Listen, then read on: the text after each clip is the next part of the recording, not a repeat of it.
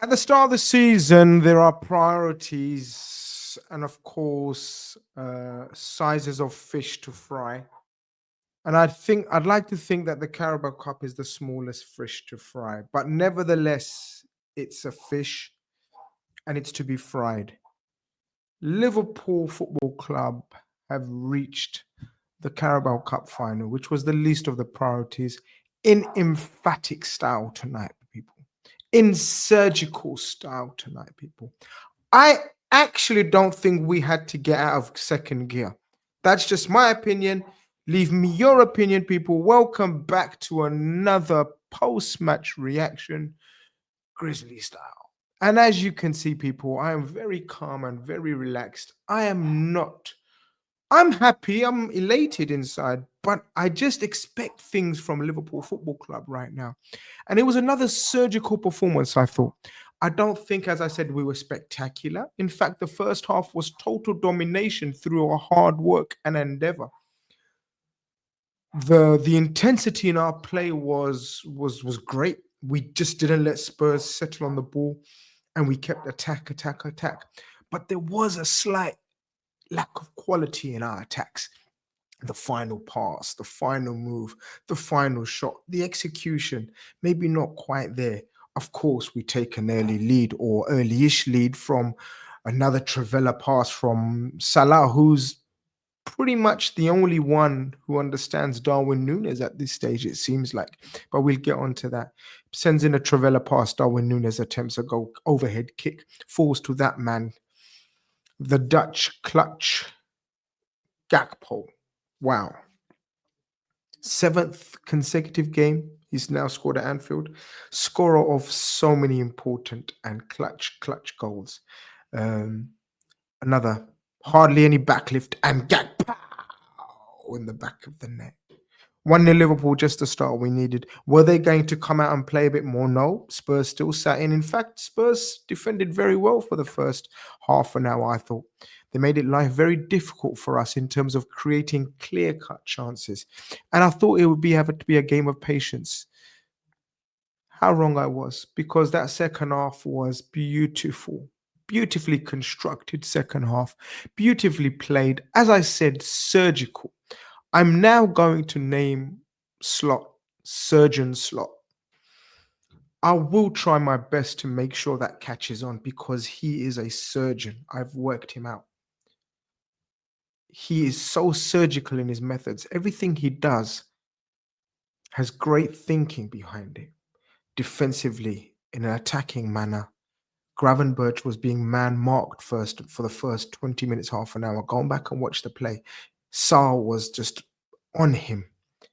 And so what Slot decided was to put Curtis Jones deeper and made Gravenberch wander all over the pitch and see how much havoc he could cause. And that's exactly what happened. They quickly gave that idea up. Everything he does, the inverted runs from Robertson's, the second man runs Robertson was making in order for Gakpo to have oceans of space wide right. Again, tactical tweaks here and there. Go and watch it again. He's fantastic. He's brilliant. But look, Liverpool, what can I say right now at the moment? We're flying, we're flowing, we're ebbing and oozing confidence right now. And probably the player that epitomizes that right now the most is Dominic Szoboszlai, who created a number of opportunities and chances. And I mean, we know about his work rate. His work rate is ridiculous. His work rate is insane. I've never seen. uh, I'm struggling to think. Are we talking Gini Wijnaldum levels of work rate? I think we are. I think we're talking prime Henderson, prime Genie levels of intensity and stamina and runs, not only forwards but backwards as well. I think actually that's quite a good comparison. Let me know again in the comments what you think. Have you seen anything like Sabozla in terms of work rate and fitness and stamina? I'm going to check out his running power and running stats, and what kind of numbers we come out with, people that sort of delve deeper into that as opposed to me. But Mohamed Salah, what can you say about the man? Of course, the penalty is a penalty, but the touch and the instant vision to see Nunes, who, by the way, Nunes had a very clean game. People are saying magnificent and brilliant. No, But Nunes had a very clean game. Everything he done was clean. And I think that's what Slot likes. Slot likes his striker to be clean in the link-up play, clean with his touch. And of course, Nunes' work rate is immense and it's brilliant. So I'm not even going to ever dispute him. He does brilliantly there. Probably the only forward that has the pace to get to that pass, actually. Jota doesn't get there. Diaz doesn't get there. Gakpo probably doesn't get there. I think Nunes is probably the only one who gets there. And of course, the keeper brings him down. What an emphatic penalty. I still cover my face when Mohamed Salah takes a penalty, but that's just me. I'm just like that. In fact, I'm going to stick with that because ever since I've started doing that, he hasn't missed. And long may it continue, inshallah. What else is there to talk about? Virgil van Dijk finishes off the evening with a tremendous goal. Our set pieces were atrocious all evening. We were winning corner after corner after corner. And McAllister comes on the pitch, by the way, and sends in a sumptuous set piece. And Virgil soars like the eagle that he is, the powerhouse that he is. And it's quite fitting and poignant that Virgil van Dijk scores the goal, well, the last goal, because he scored the last goal at Wembley that made us win the League Cup final as well against Chelsea. What a day that was. Listen, never sniff your nose up at opportunities to win trophies. Jurgen Klopp reached the League Cup final in his first ever season. And it's only fitting that that's the least Slot has this season. The least. Of course, as I said, we are anticipating many, many great things this season. But one thing at a time, one step at a time, one stage at a time, one competition at a time. And tonight's competition was the League Cup, also known as the Carabao Cup. I always refer it to as the League Cup. Sponsors change, but League Cup remains the name. I'm old school like that. It's got a nice ring to it. Liverpool have reached the final of a major trophy or a trophy in his first season. The first trophy that they could have reached the final, they've reached the final. Of course, attention's turned to the FA Cup, and I expect a fully rotated team. And then, of course, we have the Merseyside derby. We have an absolute insane and mental February coming up. So there should be no thoughts of a Carabao Cup final on the players' minds. We have Aston Villa now as a result of this midweek. We have Everton away next week, also midweek under the lights. We have Man City away coming up. And we have Wolves at home, I believe. Wolves at home, Everton away, Man City away, Villa away.